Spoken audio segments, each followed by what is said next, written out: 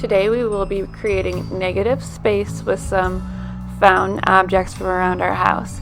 I am using a pair of scissors, and we are going to create this first by utilizing some tracing so that we can just focus on the shape around the object instead of what the object actually looks like. The negative space is the shape around an object. So you can see here I'm starting by tracing those objects, and when I overlap the object, I am going to create a full kind of outline. You can see I'm overlapping here, but then I go back in and erase it. I'm just going to think about how I'm using my page and what the space around the objects and inside the objects looks like. Later, you will see that I kind of manipulate my scissors a little bit. I open them to create a more interesting shape, a different kind of negative shape around them. And I also think about the edges of my paper. My shape does not have to fit within my paper every single time. It can overlap on the edge. This is called breaking the frame. So I'm going to continue along with my first step of just tracing my object.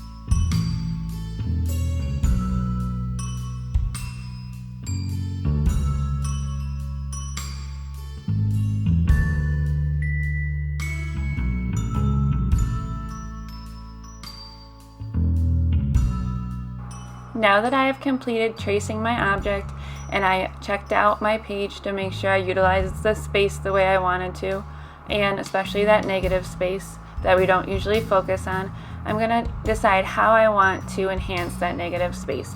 I can do that with just black and white or just pencil or even patterns.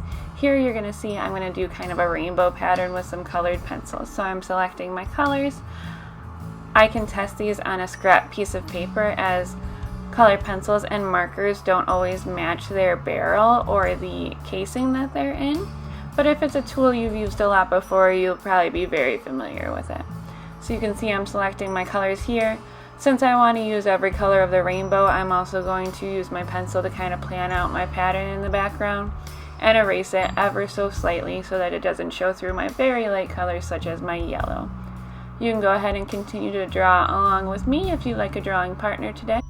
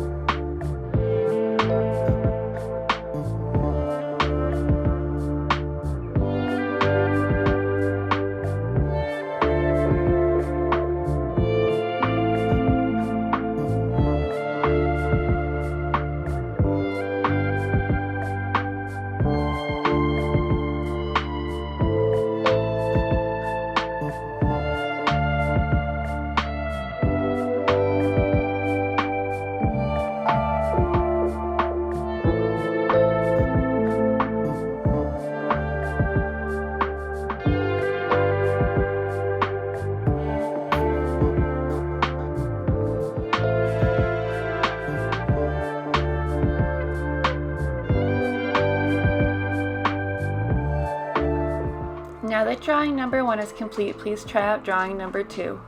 You're going to draw your negative space from observation this time, which means I'm just going to look at my object and try to find that shape around it. You can see how this looks very different from when we trace our objects as our hand moves in a different fashion. Happy creating!